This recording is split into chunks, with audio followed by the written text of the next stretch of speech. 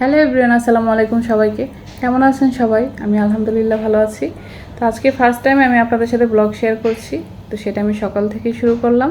তো সকালে আমি গরুর মাংস আর পরোটা করেছি। তো গরুর মাংসটাকে আমি সকল মশলা দিয়ে ম্যারিনেট করে আমি 1 ঘন্টা রেখে দিয়েছি।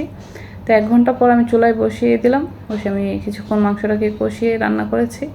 যখন কষানো হয়ে গেছে তখন পানি দিয়ে ভালো করে আমি রান্না করে নিয়েছি। আমি অল্প পানি দিয়েই গরুর মাংসটা রান্না করি, কষানোর মধ্যেই সিদ্ধ হয়ে যায়। তো এই তো আমি এখন বাগার দিয়ে এটা নামিয়ে রেখে দিলাম। আমারটা রেডি হয়ে গেছে মাংসটা। তারপর আমি এখানে পরোটা ডো করে রেখেছিলাম আগে থেকেই। তো আমি এখন পরোটাটা ভেজে নিয়েছি। গরুর মাংস এবং পরোটা আমার কাছে সকালবেলার নাস্তাটা অনেক স্পেশাল মনে হয়। তো এই তো আমার পরোটার মাংসটা রেডি। আমি সকালের নাস্তাটা খেয়ে ঘর গুছিয়ে তারপর আমি এখানে দুপুরে রান্না শুরু করে দিয়েছি। তো রান্নায় আমি আজকে করব মুগ ডাল দিয়ে মুড়ি ঘন্ট, সাথে আছে করলা ভাজি, কচুরমুখী দিয়ে মাছ। তো মুড়ি ঘন্টর রেসিপি আমি আপনাদের সাথে আগেও শেয়ার করেছিলাম, সেটা অন্যভাবে করেছি। আজকে আমি একটু অন্যভাবে করব। তো দুভাবেই করা যায়, আমার কাছে দুইটাই ভালো লাগে। তো এখানে আমি সকল মশলা দিয়ে আমি কষিয়ে তারপর মাছটা দিয়ে দিলাম। মাছটাকে একটু কষাবো 2-3 মিনিট। তারপর আমি গরম পানি দিয়ে দিব।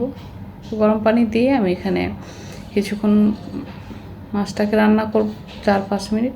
তারপর আমি মাছটা নামিয়ে নিব। তো নামিয়ে আমি এখানে মুগ ডাল আলাদা করে সিদ্ধ করে রেখেছিলাম। তো সেই মুগ ডালটা দিয়ে দিলাম। দিয়ে আমি এটাকে ভালো করে নেড়েচেড়ে কয়েকটা কাঁচামরিচ দিয়ে আমি এখানে 10 মিনিট রান্না করব। এর মধ্যে আমার মুড়ি ঘন্টটা হয়ে যাবে। তো আমার ডালটা প্রায় হয়ে এসেছে। এখন আমি মাছ দিয়ে দিব। মাছটা দিয়ে আরও 2-3 মিনিট রান্না করব। এই তো রেডি হয়ে গেছে। এখন আমি ধনিয়া পাতা দিয়ে আমি এটাকে নামিয়ে নিব। তো এখন আমি মুখি রান্না করব। তো আজকে মুখিটা আমি ভেজে রান্না করব। আমি অনেক সময় না ভেজেও করি। মাছ মুখি আমি দুইটাই ভেজে রান্না করেছি আজকে। তো মাছটা আমি ফ্রাই করে নিয়েছি, মুখিটাও এখন করে নেব। আমাকে দুইভাবে করলে আমার ভালো লাগে, তো এভাবে মনে হয় আমার বেশি ভালো লাগে। ঠিক আছে, তো আমি এখন সব মশলা দিয়ে এটাকে আমি একটু পানি দিয়ে তারপর আরেকটা হাঁড়িতে ঢেলে নিব। তারপর আমি পাশের চুলা এটাকে বসিয়ে আমি এখানে করলা ভাজি করতে দিব। তো করলা ভাজির জন্য আমি রসুন কুচি করে নিয়েছি 2টা, সাথে আমি দিয়ে দিলাম সরিষার তেল। সরিষার তেলের গন্ধটা আমার ভালো লাগে। আমি শুধুমাত্র লবণ এবং রসুন দিয়ে আমি করলা ভাজিটা সবসময় করি, এখানে অন্য কোনো রকম মশলাই আমি অ্যাড করি না।